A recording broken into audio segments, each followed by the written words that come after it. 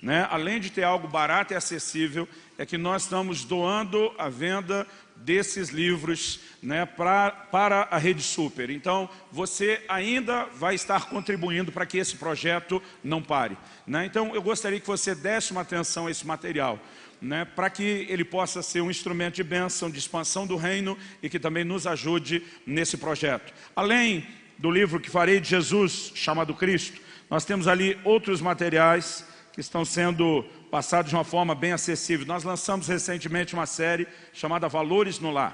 O primeiro título foi esse aqui, Servindo a Deus em Família. Em cima da frase de Josué, eu e minha casa serviremos ao Senhor, a gente junta duas visões importantes na Bíblia. Uma é família, a outra é ministério. A gente fala de uma casa, de uma família que se une em prol do reino de Deus. Além desse material, lançamos um outro, Preparando a Nova Geração. Eu diria que essa está entre as mensagens mais importantes que Deus tem nos dado a respeito de família.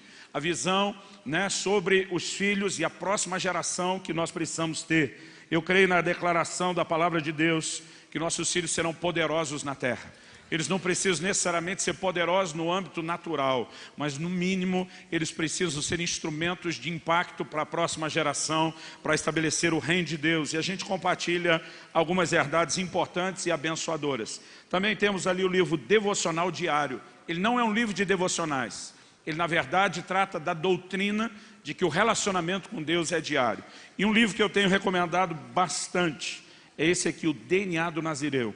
DNA do Nazireu é uma publicação do Lou Engle, fundador do DECOL, movimento de oração, de intercessão, mas ele fala no livro sobre consagração, como pouca gente, ao tocar no assunto do Nazireu. Temos ali o livro A Outra Face dos Milagres, que fala sobre a motivação da busca. Temos ali o livro Voz de Muitas Águas. Eu creio que, à exceção de um ou outro, todos os que eu falei até agora estão nesse preço de R$5. A gente tem ali o clássico, que toda a conferência do Espírito Santo a gente fala, o falar em línguas, a linguagem sobrenatural de oração, né? Ele está à sua disposição. E tem um livro de um dos pastores da minha equipe, muito bom, Marcados pelo Espírito, em busca de uma vida tomada pelo Espírito de Deus. Pastor Farley Labati cuida do Ministério de Ensino, também dos jovens na nossa igreja, né? Tem tido muita graça de Deus e a gente, com muita alegria, como ministério, publicou esse livro querendo te abençoar. No final da reunião, esse material está à sua disposição. Abra, por favor, a sua Bíblia no livro de Efésios, no capítulo 3, e nós vamos ler dos versículos 14 até o 19. Efésios 3, de 14 a 19.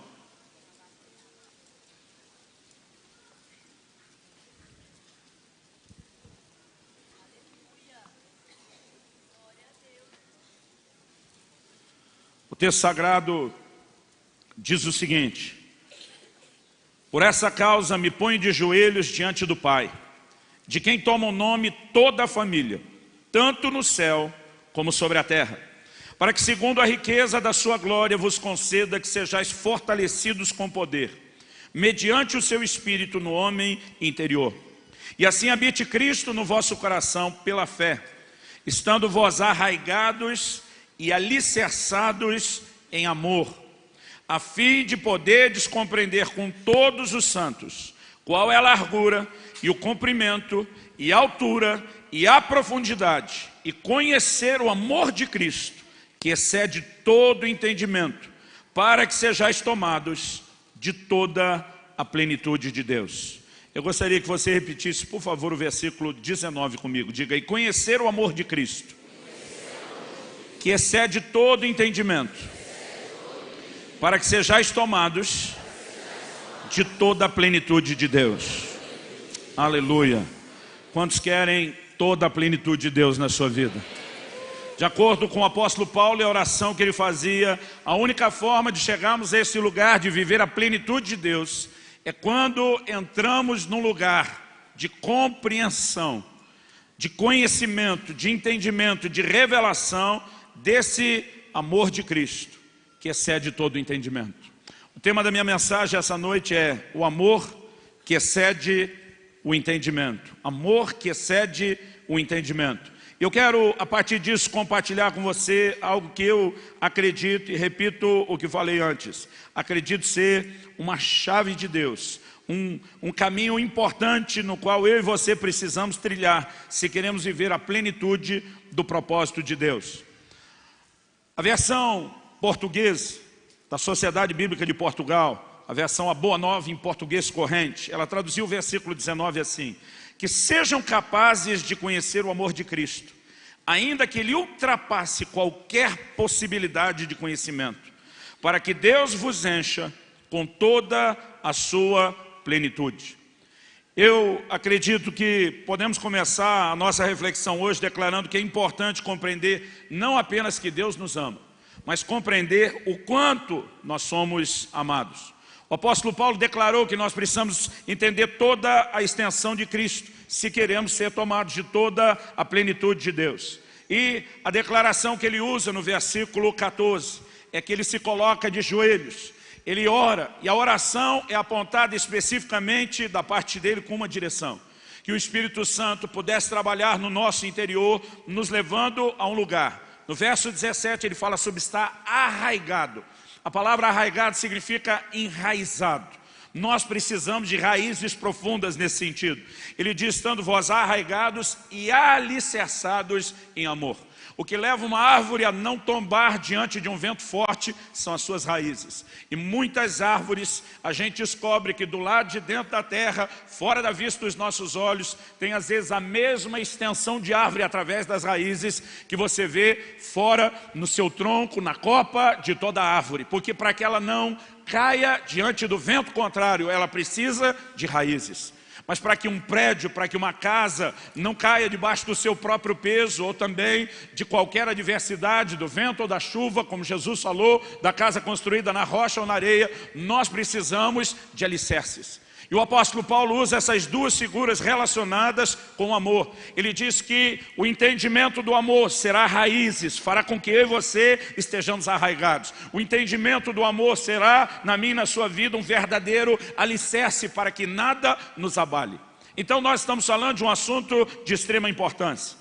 No versículo 18 ele diz: eu oro a fim de que vocês possam compreender com todos os santos. Ele está dizendo isso não é a vontade de Deus para um ou outro. Esse é o plano de Deus para toda a igreja, para todo o corpo de Cristo, para cada pessoa que declara e reconhece que Jesus é seu Senhor e que Ele se tornou Filho de Deus. Para que vocês possam compreender com todos os santos.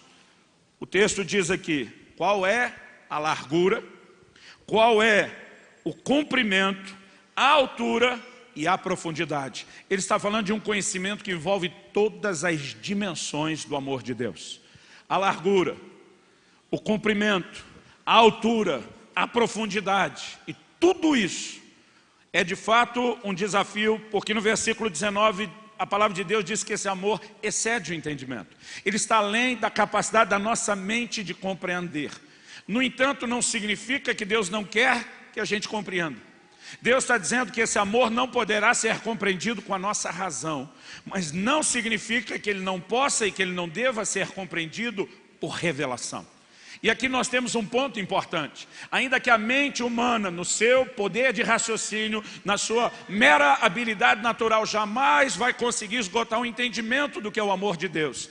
Paulo está dizendo: eu oro para que vocês vivam uma intervenção do Espírito Santo no homem interior, e que essa intervenção os leve de forma sobrenatural ao entendimento do amor que excede o entendimento. Não é porque ele excede o entendimento natural que a gente não possa entrar no entendimento sobrenatural. E Deus quer que eu e você possamos entrar nesse lugar de estar profundamente alicerçado, enraizado na revelação do amor de Deus. E eu quero rapidamente falar de 3 coisas importantes que têm a ver com essa compreensão que o amor de Deus gera na nossa vida. Em primeiro lugar, eu quero declarar que o amor afirma o meu valor. O entendimento do amor me leva a esse entendimento do meu valor. E eu acredito que é desejo do coração de Deus que cada um de nós possa entender e compreender esse amor. Nós olhamos para a vida do próprio Jesus e vemos em 2 momentos, 2 declarações distintas do Pai Celeste. Uma lá em Mateus, no capítulo 3, no versículo 17, quando Jesus é batizado por João no Jordão. A outra, no episódio da transfiguração no monte. Nas duas ocasiões, a voz audível do Pai declarou o seguinte: este é meu filho amado, em quem me comprazo. Sabe o que é interessante? Você não vê Deus recomendando o ministério de Jesus. Ele não está dizendo, gente, esse é o Messias, esse é o Salvador, creiam nele. Ele está dizendo, esse é meu filho amado, esse é o filho que eu amo, esse é o filho que me dá prazer. O único propósito daquela declaração não era recomendar ou gerar reconhecimento do Messias, era apenas uma expressão e uma declaração do coração de Deus, da intensidade do seu amor e do prazer que ele tem em seu filho. E nós precisamos entender que esse Deus que nos ama, além da nossa capacidade de entender, ele quer que a gente se sinta amado, ele quer que a gente entenda a força do seu amor, porque a revelação e a compreensão desse amor firma o nosso valor. Eu me lembro de um episódio com meu filho Israel, quando ele era ainda bem novo, bem garoto. Eu acredito que ele deveria ter 11, no máximo 12 anos de idade na ocasião. Ele chega um dia da escola e eu percebo que ele está todo nervoso, cabeça baixa, se aproxima. Eu sei que ele quer falar, mas que ele está com medo de falar comigo. E eu já tentei agilizar o processo. Falei, o que é que foi, meu filho? E ele está todo morrendo de medo, quase tremendo, dizendo, eu trouxe o boletim da escola. E nenhuma criança estaria com medo de entregar o boletim da escola se ele tivesse só com notas boas. Naquele momento falei, esse medo todo que você está é por causa da nota baixa que você tirou? Como o senhor sabe? Essa é a hora que você se contém para não dizer alô, para não dizer já tive no seu lugar. E ele estava morrendo de medo da minha reação. Em primeiro lugar, eu não achei aquilo justo, porque ele só havia tirado aquela nota baixa, porque eu tinha levado ele comigo numa viagem quando já havia começado o período das aulas, e eu acreditei que seria muito importante ele estar comigo naquela viagem, e eu falei, a gente segura esse negócio depois. Ele chegou num dia, nem tinha dado tempo de recuperar a matéria dada, e no dia seguinte uma prova surpresa. E ele ficou com a nota baixa naquilo. Eu naquele momento podia só simplesmente dizer, filho, eu sei que nesse assunto a culpa não foi sua, foi mais minha do que sua, está tudo bem. Mas eu entendi que era uma hora de ensiná-lo. Eu falei, filho, deixa eu te explicar uma coisa. O meu amor por você não está condicionado à sua performance. O meu amor por você não tem nada a ver com a sua produtividade em área nenhuma da sua vida. Eu quero que você entenda de uma vez para sempre uma coisa. Eu amo você pelo simples fato de que você é meu filho, ponto final. Nada do que você fizer de bom fará com que eu te ame mais. Nada que você fizer de ruim fará com que eu te ame menos. Porque o meu amor por você não é condicionado à sua performance. O meu amor por você é incondicional. E naquele dia nós pudemos ter uma experiência do que mais do que o consolo dele não levar o castigo que ele esperava com a questão do boletim. Foi um entendimento importante no nosso relacionamento entre pai e filho que foi gerado para ele. Algo que eu percebo, querido, na palavra de Deus e de uma forma prática na vida das pessoas, é que o entendimento do amor firma o valor de cada uma das pessoas. E nós precisamos entender por que Deus quer que a gente experimente também a compreensão do seu amor.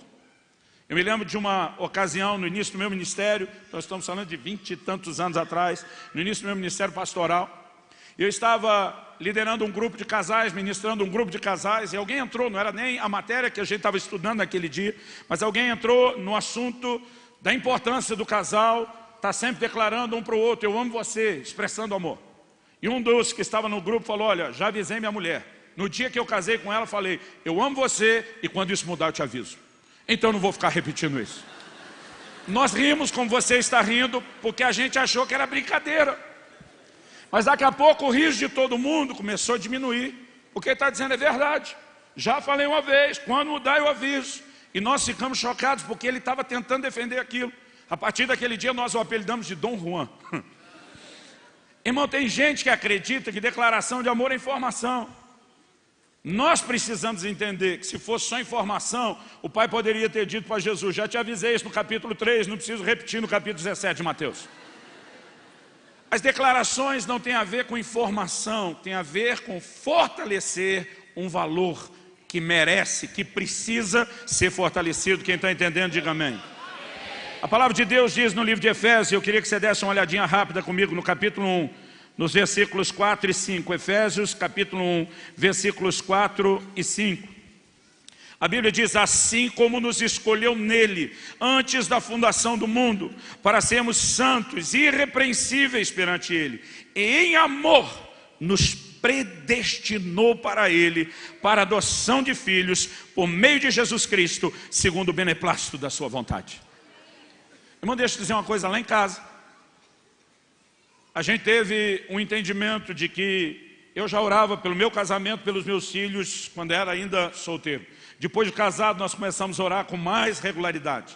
Mas nós trabalhamos a ideia de um planejamento familiar.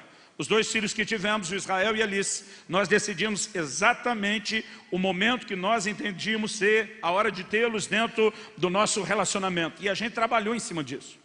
A gente recebeu um entendimento específico de que a gente tinha a possibilidade de cooperar até na escolha do sexo. Não quero que isso vire promessa para ninguém, porque nem os médicos fazem isso porque há uma certa variável. Mas eu lembro que minha esposa, uma ocasião, folheando uma revista, mãe quando está querendo engravidar, irmão, não pode ver revista de filho, pais e filhos, essas coisas. E minha mulher passou a mão, estava lendo algo, e ela viu uma reportagem lá de um obstetra. E ele falava algo interessante, chamou a nossa atenção. Ele falou que quando a relação do casal acontece no dia da ovulação, a probabilidade daquela criança ser um menino é enorme. Porque o espermatozoide, que tem a característica, eu não vou usar linguagem técnica, não é porque eu escolhi a leiga, é porque eu não sei a técnica mesmo, ok? O espermatozoide, que tem aquela característica da reprodução, né, do macho, o masculino, ele é mais rápido que o feminino. Ele gasta toda a sua energia na velocidade. Agora, normalmente, esses espermas com a característica, né, masculino para gerar o macho, eles duram um dia, porque eles gastam a sua energia na velocidade. Já o espermatozoide, que tem a característica para reproduzir a fêmea, né, o feminino, elas vão devagar e sempre. Mas dura de 2 a 3 dias, elas economizam, elas usam sabedoria, né, no uso da sua energia e duram mais. Agora, se a relação do casal acontece no dia da ovulação, há fatores, a acidez do corpo da mulher, isso influenciado também pela alimentação, há fatores que não deixam de ser 100%, mas a probabilidade de que o bebê que vai ser gerado é um menino é muito grande. Agora, se a relação aconteceu 2 ou 3 dias antes da ovulação, a rapaziada já está fora da corrida. A gente com esse entendimento e dizendo: Deus, a decisão é sua, não só nossa, mas nós queríamos ter um casal. E se possível nessa ordem, primeiro um menino, depois um menino. A gente trabalhou tentando até fazer com que isso funcionasse. E no nosso caso, irmão, deu certo. Kelly aprendeu com as irmãs da velha guarda, que sabiam, né, da velha escola, que sabiam calcular com precisão o dia da ovulação, medindo a temperatura, uma série de fatores. E eu nunca vou me esquecer, eu tinha pregado em Campinas, no estado de São Paulo, morava no interior de São Paulo, era um domingo à noite, ela me liga e disse: quer um menino, esteja aqui amanhã cedo. Eu virei para os pastores, estava comigo, falei: nós vamos dormir aqui não, vamos embora à noite. A turma dizia: tá maluco, nós vamos dirigir a noite inteira, 7 horas. Falei: vocês são homens ou são o quê? Mas a verdade é que a gente trabalhou isso e nós sempre contamos para os nossos filhos. A gente dizia: nós queremos que vocês saibam que vocês não foram acidentes, vocês foram planejados, vocês foram esperados. Nós buscamos de Deus esse momento, nós calculamos a hora que vocês entrariam nas nossas vidas. Nós trabalhamos assim e assado, e isso abençoou o coração deles. Um dia o Israel olhou para mim e falou: pai, mas não é justo. E aqueles pais que não sabiam isso e não planejaram os filhos, que nem vocês planejaram a gente? Falei: não significa que se o pai terreno não planejou, que não exista um plano por trás. Irmão, deixa eu te dizer, no coração de Deus há uma expectativa. A Bíblia diz e declara que Deus nos escolheu nele antes da fundação do mundo. Melhor do que a ideia e o entendimento de saber que você foi planejado e esperado pelo pai terreno, pela mãe terrena, é a ideia de saber que você foi planejado e esperado pelo Pai Celestial. Por que que Deus faz essas declarações? Que Ele nos escolheu nele antes da fundação do mundo, que Ele nos predestinou para a adoção de filhos. Ele quer que cada um de nós saiba e entenda o plano e o propósito pessoal dele. O salmista escreve: cada um dos meus dias foram escritos no teu livro, quando ainda nenhum deles existia. Sabe o que ele está dizendo? O Senhor estava sonhando comigo, sonhando com a minha existência, fazendo planos a meu respeito. E é muito importante, não só que uma criança cresça tendo o seu valor bem firmado pela revelação do amor dos pais, mas que eu e você, na nossa revelação com Deus, possamos também ser impactados pelo entendimento e a compreensão de que esse Deus nos ama, e esse amor que Ele expressa nada mais, nada menos do que o nosso valor. Em Romanos 8,32, Paulo diz: se Deus não poupou nem mesmo a seu próprio Filho, antes o entregou por amor de nós, ele diz: como não nos dará juntamente com ele todas as coisas? O que é que Paulo está dizendo? Se ele deu Jesus, que é o que ele tinha de melhor, e faz qualquer loucura por você, crente, ele faz qualquer coisa por você, nós precisamos entender um Deus que ele é disposto a cometer não só a loucura que fez de entregar Jesus, seu Filho, mas de fazer outras loucuras por amor a nós. Essa é a revelação de um amor que a Bíblia diz: nossa mente não vai entender isso só no âmbito natural. É por isso que nós precisamos de revelação, para que a gente entre no lugar profundo. O amor de Deus me faz entender, querido, que eu não sou descartável. O tempo todo a ideia e o jogo do diabo, o jogo maligno de Satanás é tentar fazer eu e você acreditarmos que Deus, quando a gente olha para as circunstâncias difíceis, que Deus nos abandonou, ou que Deus não se importa, ou que Ele não está olhando por nós. Conversa fiada. A palavra de Deus é muito clara lá em Romanos, no capítulo 8. A partir do versículo 35, Paulo diz: quem nos separará do amor de Cristo? Será tribulação, ou angústia, ou perseguição, ou fome, ou nudez, ou perigo, ou espada. Como está escrito: por amor de ti somos entregues à morte todo dia. Fomos considerados como ovelhas para o matadouro. Em todas essas coisas, porém, somos mais do que vencedores por meio daquele que nos amou. Porque eu estou bem certo que nem a morte, nem a vida, nem os anjos, nem os principados, nem as coisas do presente, nem do porvir, nem os poderes, nem a altura, nem profundidade, nem qualquer outra criatura poderá separar-nos do amor de Deus que está em Cristo Jesus, nosso Senhor. Nada poderá nos separar do amor de Deus. Quando o diabo vier com aquela conversa mole que você é descartável, fala para ele: descartável é você que não tem redenção, miserável. Eu sei o meu valor, eu sei o preço pago, não foi apenas a vida do Senhor Jesus entregue por mim, mas agora Ele me abraça, Ele não me larga, Ele não me deixa. Irmão, a revelação e a compreensão desse amor, de um Deus que nos ama a despeito das nossas limitações, das nossas falhas, dos problemas que nós enfrentamos, é algo vital no nosso relacionamento com Deus. E se nós queremos, como eu falei antes, estar alicerçados, estarmos enraizados, nós precisamos entender isso. O diabo sempre vai tentar usar a arma da rejeição. Agora, a compreensão do amor de Deus é o maior antídoto a essas armadilhas dele. No Salmo 27:10, o salmista diz: ainda que o meu pai e a minha mãe me desamparem. Meu pai e mãe são os últimos a desistir de alguém. E a mãe mais do que o pai. São os últimos a desistir de alguém. Mas ele está dizendo: ainda que pai e mãe me desamparem, ele diz: o Senhor me acolherá. Sabe o que ele está dizendo? Pensa em alguém que nunca vai me abandonar. Pensa em alguém para quem pai e mãe perde feio.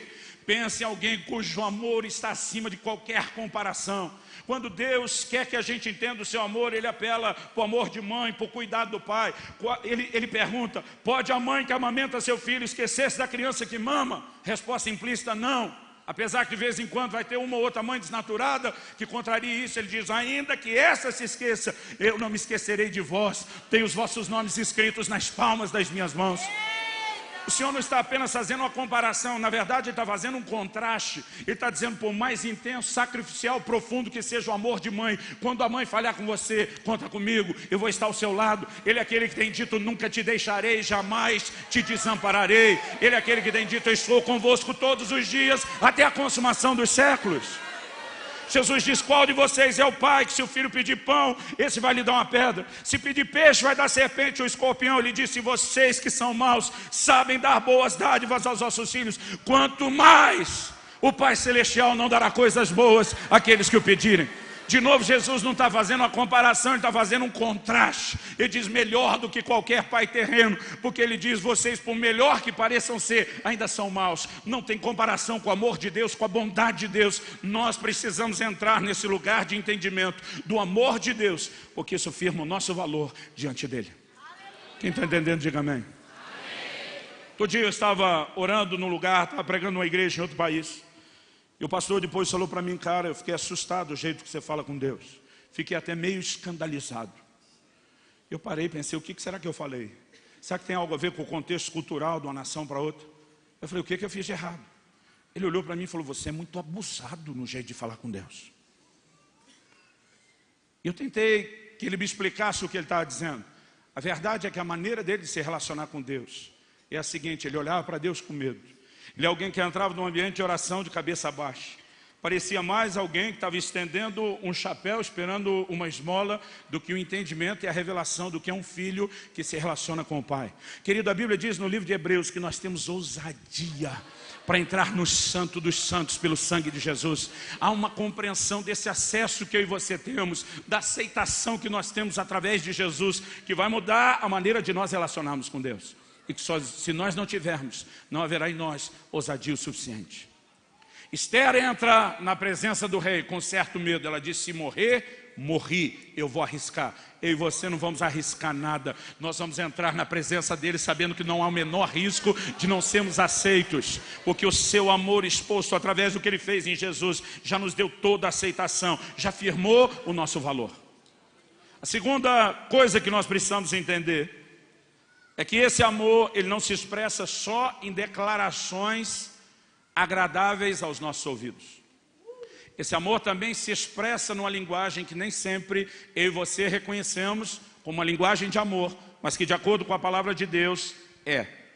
Eu quero que você abra a sua Bíblia rapidinho comigo em Hebreus, no capítulo 12 e no versículo 6. Hebreus capítulo 12, verso 6. Onde a Bíblia diz, porque o Senhor corrige a quem ama e açoita como a todo filho a quem recebe.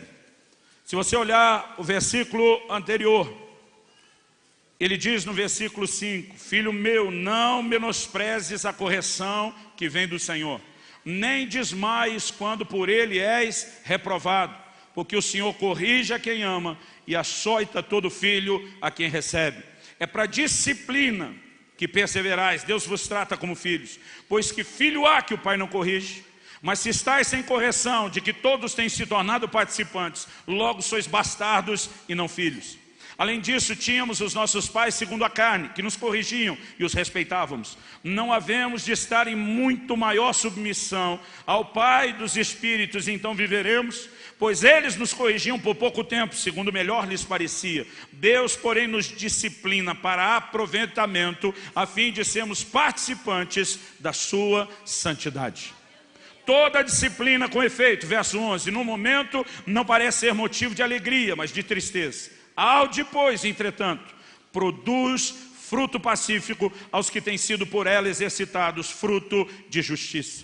Assim como no natural, que uma correção de um pai para o filho não faz com que necessariamente ele se levante para celebrar como eu sou amado, não de imediato, mas o devido entendimento depois vai gerar isso sim. Nós precisamos entender que no plano espiritual não é diferente. Quando entendemos a relação entre amor e correção, a forma de receber a correção muda. Eu tive uma experiência inesquecível com meu filho Israel. Ele estava para completar 7 anos de idade. E um dia nós saímos algumas famílias e fomos para uma praia lá do litoral do Paraná, não distante de Curitiba. Fim de semana era do aniversário da minha esposa, então consigo saber exatamente quando a coisa aconteceu. Eu lembro que um tempo antes cheguei para minha esposa e falei, o que é que você quer de presente? Estou disposto a te entregar até metade do meu reino. Tinha quase nada para entregar no reino todo, mas eu me dispus. E eu lembro que ela sorriu e falou assim, eu quero um fim de semana só meu. Não quero que você viaje para lugar nenhum, não quero que você pregue em lugar nenhum, e nós vamos ficar em família. E nós vamos ter um momento só nosso. Respondi como Elias para Eliseu, dura coisa pediste. Mas se me vires quando eu for tomar de ti, falei, seu pedido está garantido, até porque essas datas a gente sempre reservou. E a gente desceu. Por questões, alguém diria de inteligência, eu diria de inteligência, alguém diria econômica. A gente fez um pacote, algumas famílias bem amigas, e descemos juntos no mesmo fim de semana para aproveitar aquele tempo. E eu lembro que eu falei para minha esposa, nós vamos descer na quinta-noite, sexta-feira, até a hora do meio-dia, eu preciso trabalhar, eu tenho um prazo para entregar o livro na gráfica, e eu preciso trabalhar até sexta de manhã, eu vou ficar trancado no quarto, quando der meio-dia, eu termino o que eu tenho que terminar, e eu estou liberado. Antes disso, na sexta de manhã, você segura a onda com as crianças, é só a única coisa que eu te peço para o fim de semana, então a gente tinha um acordo. Sexta-feira, umas 11 e pouco da manhã, eu estou no finzinho, terminando os últimos ajustes para mandar o livro, de repente abre a porta do quarto e entra meu filho Israel. Ele entrou, olhou para mim e falou: pai, eu sei que eu estou errado e mereço apanhar. Falei: eu confesso, isso é ótimo. Eu nem sabia o que tinha acontecido, mas já estava lá se declarando culpado e reconhecendo que merecia disciplina. Logo depois dele entra uma garota, filha de um casal que estava passando o fim de semana conosco lá na praia. E ela diz assim para mim, ela era um pouquinho mais velha que ele: pastor Luciano, Israel me bateu. Irmão, quando ela falou isso, eu senti um vulcão em erupção dentro de mim. Eu fiquei muito nervoso. Eu falei: filha, se é verdade? Ele baixou a cabeça e disse: é. Eu falei: eu já te falei, nunca na vida, por motivo nenhum, você estenda a mão contra uma mulher. E naquele momento eu estava assim, doido para discipliná-lo, ainda tentei me segurar. Falei: o que é que aconteceu? Eu queria entender bem, antes de me envolver emocionalmente, mais do que eu já estava envolvido. E ela se adiantou e falou assim: ah, eu peguei uma garrafa PET de Coca-Cola vazia e dei na cabeça dele. Falei: então você começou? Ela falou: sim. E aí? Ele pegou e deu na minha. Eu falei: até aí não vi muito problema. Ela falou: realmente até aí não tinha nenhum problema, mas só porque eu olhei para ele e falei: não doeu? As crianças são muito engraçadas. E ela disse: e não doeu a minha, mas não doeu a dele, porque aquele plástico estava vazio, não era para doer, a brincadeira não era para doer. Mas só porque eu falei não doeu, ele pegou e me deu uma chinelada nas costas. E eu olhei para Israel, ele baixou a cabeça. Falei: é verdade? Ele falou: é. Eu falei para ela: sai e fecha a porta, por favor. Quando ela saiu, irmão, eu estou olhando para ele, eu estou olhando para o meu chinelo ali no chão, pensando: vou passar a mão nesse chinelo, vou dar uma chinelada nas costas dele para ele ver como é bom. Eu nunca fiz isso, mas naquele momento, irmão, eu queria muito. E na hora que eu pensei isso, que eu estava com raiva, e nunca é hora de disciplinar um filho com raiva. E eu estava assim, já quase passando a mão naquele chinelo, o Espírito Santo falou comigo e diz: você vai perder a oportunidade da sua vida de ministrar o coração do seu filho. Engraçado, tem hora que você quer que Deus fale com você, ele não fala. Tem hora que você não queria que ele interferisse e ele fala. Eu não estava no clima, irmão. Não era um momento profético de oração. Eu olhei o chinelo, resolvi esperar. Falei: filho, minha vontade era pegar esse chinelo, dar uma chinelada nas suas costas para você ver o que é bom. Eu falei: mas eu não vou fazer isso. Agora, eu não trouxe uma varinha para te corrigir esse fim de semana, porque eu realmente achei que não precisaria. Eu não quero agir de forma errada, mas você realmente não apenas me desobedeceu aquilo que eu te ensino. Você desrespeitou essa garota, você desrespeitou o pai dela, a família dela, e mais do que tudo, você desrespeitou Deus e os princípios de Deus que você aprendeu. Eu falei: eu quero que você entenda, você sabe que você vai ser disciplinado? Ele falou: sei. Eu falei: você sabe por quê? Ele olhou para mim e falou: porque você me ama e você me ensina. Eu falei: pode parar, você decorou esse negócio. O problema é que a hora que eu falei para ele: você decorou esse negócio, ele olhou, o Senhor falou meu coração e disse: você também nunca entendeu isso. Eu levei um susto. Irmão, eu apanhei, foi muito. Eu teve uma época que eu apanhava todo dia, todo dia. E quem entende, irmão, não tem que continuar sendo disciplinado todo dia. Eu uma vez cheguei a apanhar crédito da minha mãe. Meu irmão fez algo, falou que era eu, ela foi em cima de mim, se vai apanhar. Eu falei: pelo que? Ela falou: você sabe. Eu falei: não sei. O problema é que quando eu sabia, normalmente eu falava que não sabia. E ela não acreditou. E ela começou a surra, e meu irmão entra no quarto e falou: não, mentira, não fui eu. Ela ficou desacorçoada. Ela foi saindo, eu falei: ei, e ele? Ela falou: depois eu acerto com ele. Eu falei: e eu que apanhei sem merecer? Ela falou: a próxima que aprontar já está apanhado. Você já viu isso? Alguém apanhar crédito? Eu apanhar crédito. Tive que depois ir aprontar das boas para gastar o crédito. Mas Deus naquela hora, irmão, me abriu os olhos. É uma coisa, não tem outra explicação, uma intervenção. Eu olhei para a minha infância, eu entendi o que eu passei. E o Senhor está dizendo: você nunca entendeu a disciplina e você vai repetir o erro com seu filho. E naquela hora o meu coração se encheu de temor. O Senhor diz: ministre o coração dele. Eu parei e falei: deixa eu te dizer algo, filho. Você sabia que quem teve essa ideia do pai corrigir o filho foi Deus? Ele olhou para mim e falou: não. Eu falei: pois eu vou te mostrar na Bíblia. Comecei, irmão, desde o Velho Testamento, passando por todos os textos até o Novo Testamento. Pensa num seminário intensivo que todo pai deveria dar ao seu filho. E naquela hora eu fui mostrando para ele que isso era a ideia de Deus, mas tentei mostrar para ele o porquê. Falei, filho, a ideia de você ser disciplinado não é só para você ser disciplinado toda hora de novo.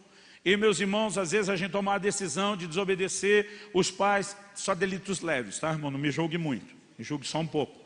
Mas a gente tinha já mais ou menos uma tabela emocional que a gente tinha desenvolvido.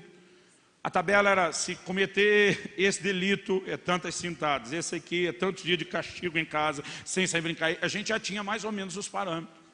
E às vezes quando um empolgava com o outro, vamos fazer tal coisa, a gente pensava, vai custar tanto, vale a pena, vamos embora. E Deus naquela hora começou a me fazer entender que não adianta você simplesmente disciplinar o filho, que decida olhar para aquilo e dizer, ainda assim compensa ele insistir. E eu percebi que eu nunca tinha entendido e que se algo não mudasse, eu ia reproduzir um modelo errado na vida do meu filho. Então naquela hora eu comecei a mostrar pela palavra de Deus. Mostrei que a razão pela qual é necessário que a criança seja disciplinada é que a dor, é que a punição ensina que aquilo não vale a pena ser repetido, mas que só faz isso quem ama, quem se importa, porque não quer que a pessoa se perca. E eu mesmo fiquei surpreendido com como o Espírito Santo dirigiu aquela nossa conversa. E quando nós terminamos, eu falei, primeira coisa que nós vamos fazer, nós vamos orar. E você vai se arrepender diante de Deus, porque você desobedeceu a Deus. Você vai consertar primeiro com Ele. Falei, depois você vai pedir perdão para aquela menina e os pais dela. Mas antes de você pedir perdão para ela, depois de Deus, nós vamos terminar com essa disciplina que você não vai ficar sem ela. Nós dobramos os joelhos, pensa no menino envergonhado. Ele falou, pai, estou com vergonha de orar. Falei, acho bom ter vergonha mesmo. Ele orou, pediu perdão a Deus, disse que queria entender, disse que queria acertar. Depois disso eu falei, filho, você orou, pediu perdão para Deus, pediu perdão para pai, está perdoado. Mas eu lembro que na mesa que eu estava usando para terminar o material, eu falei para ele, mão na mesa. Parecia polícia dando baculejo, malandro. Falei, não olha para trás, olha para frente. Falei, papai vai pegar aquele chinelo, sem a raiva de antes, não vai ser nas suas costas. Vai ser nesse traseirinho recheado, que Deus já fez especificamente para isso. Né? Mais preparado para receber a correção. Agora eu falei para ele, presta atenção. Eu quero dar uma chinelada só. Mas falei, filho, vai ser a chinelada da sua vida. Pensa na chinelada bem dada, caprichada. Se você defender, se evitar, se correr, o negócio muda. Se você ficar esperando ela aí, e pensa no pai tocando terror no filho, fui eu. Eu falei, vai ser uma só e bem dada. Irmão, em nome do Senhor dos Exércitos, eu dei aquela chinelada no traseiro do menino. E na hora que eu bati, ele mordeu os lábios, assim, segurou. Ele ficou firme, ele não chorou.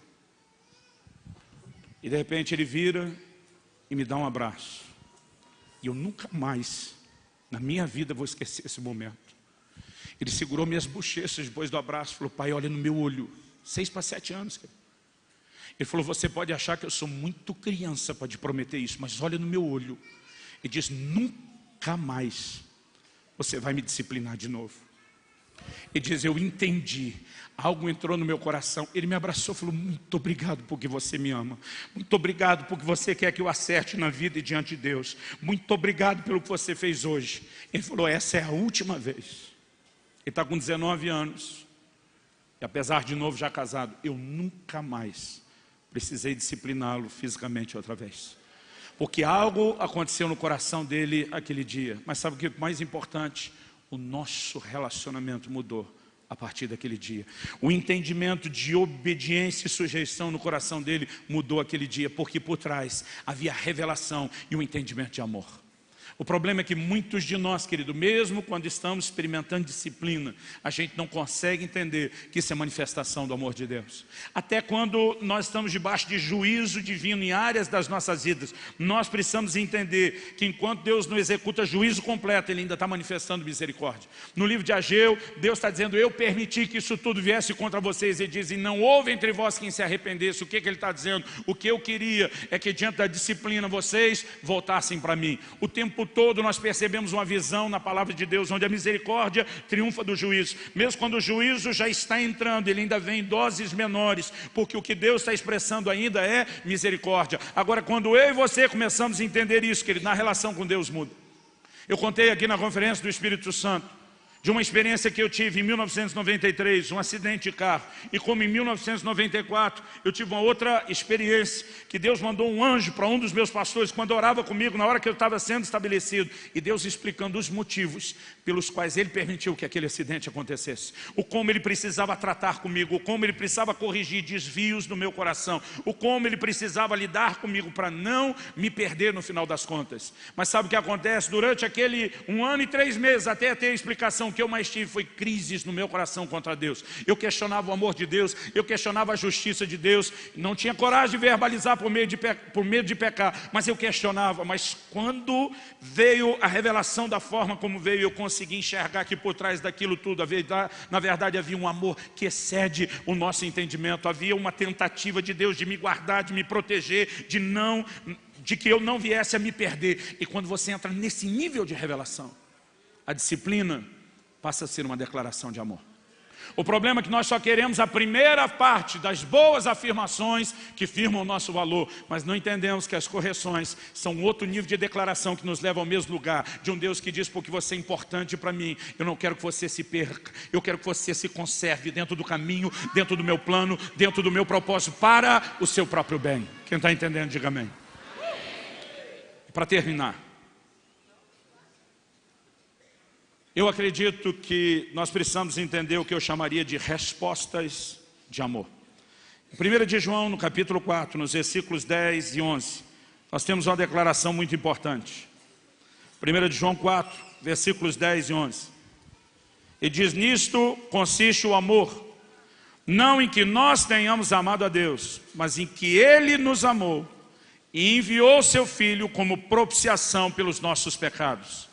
Amados, se Deus de tal maneira nos amou, devemos nós também amar uns aos outros. A Bíblia diz: nisso consiste o amor, não em que tenhamos amado a Deus, mas que Ele nos amou primeiro.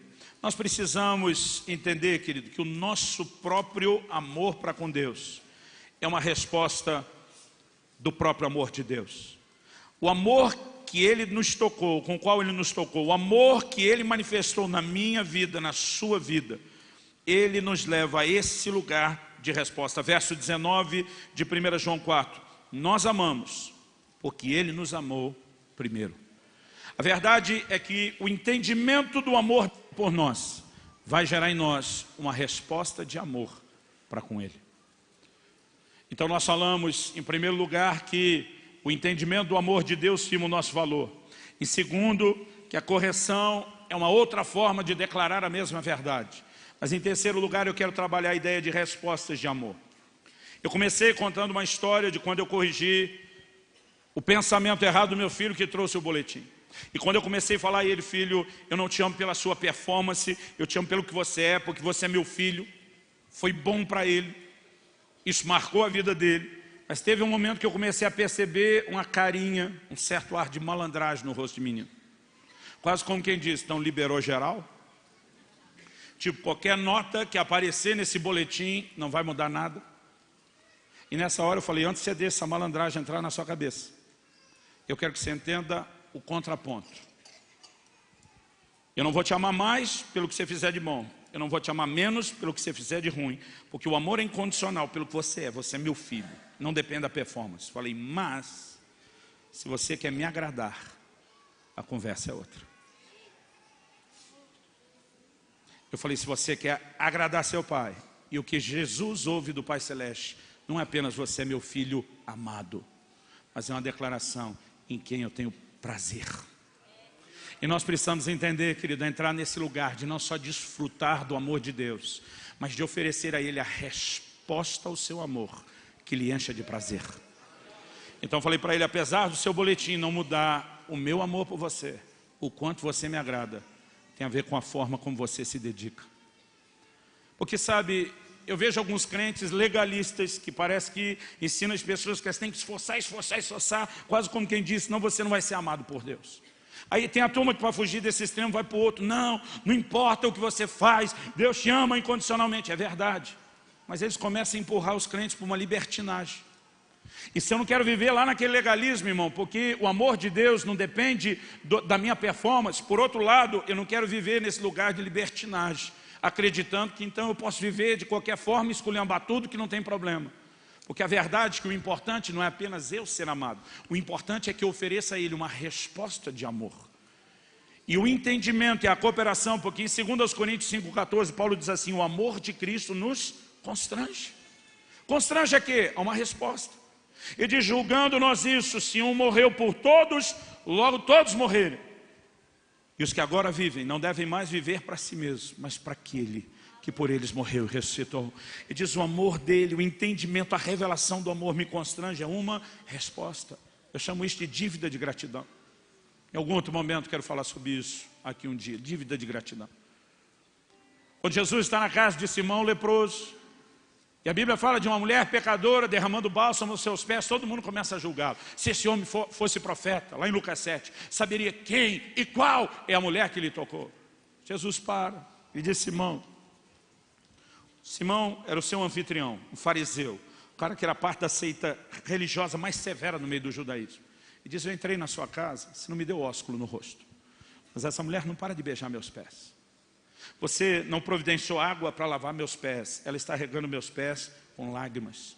Você não me ungiu a cabeça, ela derramou um perfume precioso. Ele falou, deixa eu conversar com você sobre algo. Certo credor tinha 2 devedores. Um devia 50 denários, o outro 500.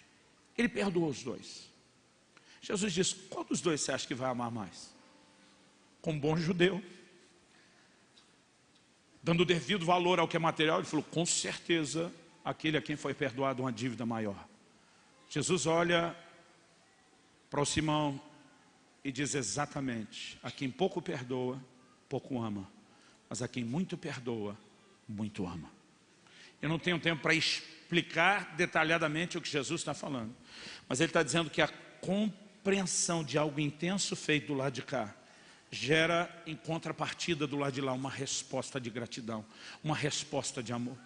Eu acredito que a falta de entrarmos nessa revelação do amor de Deus por nós, talvez seja um dos principais motivos da nossa resposta de amor como igreja ser tão pequena, ser tão baixa. Eu não consigo entender um crente que vem no culto e canta todas as músicas de amor e paixão por Jesus, mas quando sai porta fora não obedece nada do que Deus falou. Jesus diz em João 14, 21, aquele que tem os meus mandamentos e os guarda, esse é o que me ama. O que ele está dizendo? A declaração do seu amor por mim não é só quando você ergue a mão para cantar algo bonito e chora emocionado. É na hora de levar a sério aquilo que eu falei ou não. Porque lá do lado de fora, querido, no dia a dia, na hora de viver a vida cristã, quando nós fazemos escolhas de honrá-lo, é a hora que nós estamos transbordando a ele a resposta ao amor dele. O entendimento do amor dele precisa gerar em mim e em você uma resposta de amor. Agora, a razão pela qual a gente tem que entrar na compreensão da largura, do comprimento, da altura, da profundidade, é porque enquanto nós somos pobres no entendimento da revelação do amor dele, nós seremos pobres na resposta. Agora, à medida que nós entendemos e compreendemos esse amor, tudo vai mudar dentro de nós. Tudo, absolutamente tudo, vai mudar dentro de nós. No livro de Deuteronômio, no capítulo 11 e no versículo 1, a Bíblia diz, amarás, pois, o Senhor teu Deus, e todos os dias guardarás os seus preceitos, os seus estatutos, os seus juízos e os seus mandamentos. Deus está dizendo, sua obediência deveria ser fruto do seu amor. Assim como a obediência de um filho ao pai deveria ser fruto de respeito, de submissão e de amor, e não apenas o medo da punição. Nós precisamos entrar num lugar onde até quando recebemos a correção, isso nos faça crescer no entendimento do amor. E o nosso posicionamento de tratar Deus corretamente não seja o medo da punição, mas o entendimento que veio por trás da correção, de que é um amor profundo que merece ser honrado e merece ser correspondido. Se nós entrarmos nesse entendimento do amor de Deus, eu creio que vai mudar até a nossa resposta de serviço, a nossa resposta de trabalho. Jesus disse, Pedro, tu me amas? Ele disse, tu sabes que eu te amo. Ele disse, então apacenta as minhas ovelhas. Pedro, tu me amas? Sim, Senhor, tu sabes que eu te amo. Apacenta os meus cordeiros. Pedro, você me ama? Sim, Senhor, apacenta os meus cordeiros. Ele está dizendo, se você me ama, transborde o seu amor amando aqueles que eu amo, importando-se com aqueles com os quais eu me importo. O requisito para alguém entrar no ministério, querido, é se ele ama ao Senhor. Não é se ele quer se sentir útil. Não é se ele quer sentir que ele realizou alguma coisa importante. O ponto de entrada para o ministério é se ama ou não ama ao Senhor. E você sabe qual é um dos motivos de saída, de Deus tirar alguém do ministério? Na carta à igreja de Éfeso, Deus está falando com a igreja de alta performance, de alta produtividade. Ele diz: conheço tuas obras, o teu labor, a tua perseverança, puseste a prova os que te dizem apóstolos, não são, os achaste mentirosos, suportastes provas por causa do meu nome. Irmão, pensa na igreja top. Ele diz: tenho porém contra ti, que abandonaste o teu primeiro amor. Ele diz: arrepende-te, volta à prática das primeiras obras, senão eu venho contra você e vou tirar o seu candeeiro. Que conversa é essa, tirar o seu candeeiro? No capítulo 1, João tem uma visão, ele vê 7 candeeiros, 7 estrelas. O anjo explica: os 7 candeeiros são as 7 igrejas da Ásia, as 7 estrelas são os anjos, os mensageiros. Agora Deus está falando com um desses anjos, uma dessas estrelas: se você não arrepender, eu tiro o candeeiro à igreja. Ele está dizendo: não importa se você tem produtividade e alta performance, se o nível de paixão é baixo, se o que você está me oferecendo não é uma resposta de amor, eu não faço questão de manter você aí. Sabe o que Deus está dizendo? Eu não quero o seu trabalho, eu não quero a sua mão de obra, eu não quero o seu serviço. Eu quero a resposta de amor na forma de serviço. Só serviço sem amor eu descarto. Então o requisito para entrar no serviço é amor. O requisito para ser tirado dele é a falta de amor e paixão. Porque a essência de tudo o que deve reger o nosso relacionamento com Deus é isso.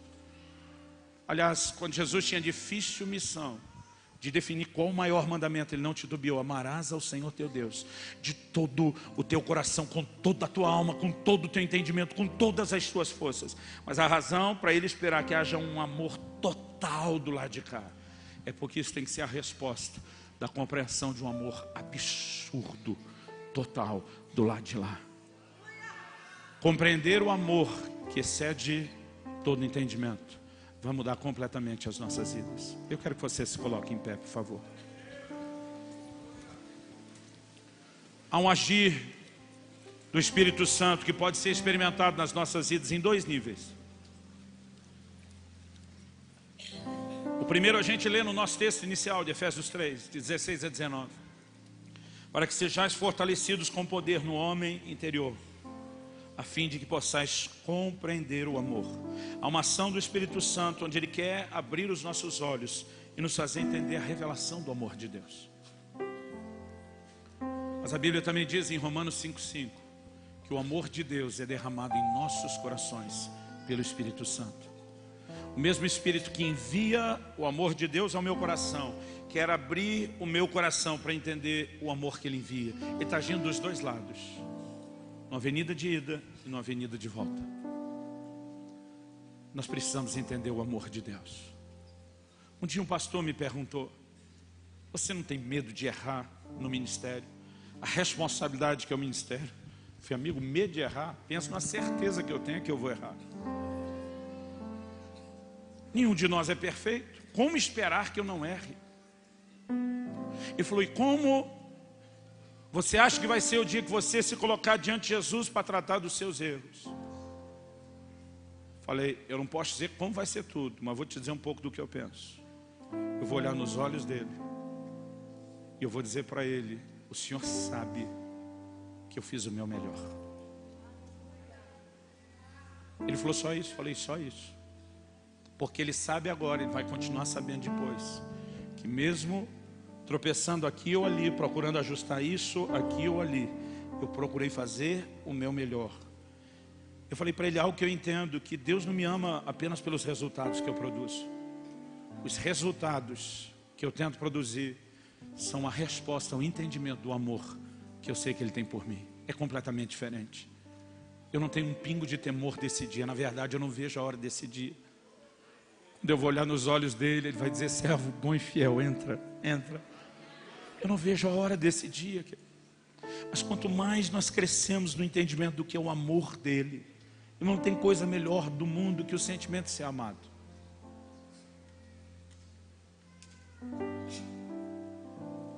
Eu sou grato a Deus. Eu tenho uma esposa maravilhosa que eu amo e me amo. Eu tenho filhos preciosos que eu amo e me amam, amigos que me amam. Mas melhor, querido, do que o sentimento de ser amado por qualquer outra pessoa, por mais importante que seja, essa certeza de onde eu ando, que os olhos do Pai estão sobre mim. Que às vezes Ele está resmungando, às vezes está falando até o suficiente para que eu ouça. Esse é meu filho amado, em quem me comprazo. E quanto mais nós crescemos no entendimento desse amor, maior é a nossa resposta. De obediência, de sujeição à correção, de serviço, em todas as áreas. Não é apenas você se esforçar para algo, é você ser provocado, constrangido, estimulado por uma revelação crescente do amor dele. Quem está entendendo, diga amém. Meu Deus, eu oro que nessa noite o Senhor abra os nossos olhos, os olhos do nosso entendimento, a fim de que possamos compreender a largura, o comprimento, a altura, a profundidade, a fim de que possamos compreender, não com a mente natural, mas por revelação, o amor que excede todo entendimento. Espírito Santo, nós oramos que não apenas aqui, não apenas agora, mas a partir desse momento, de forma crescente e progressiva,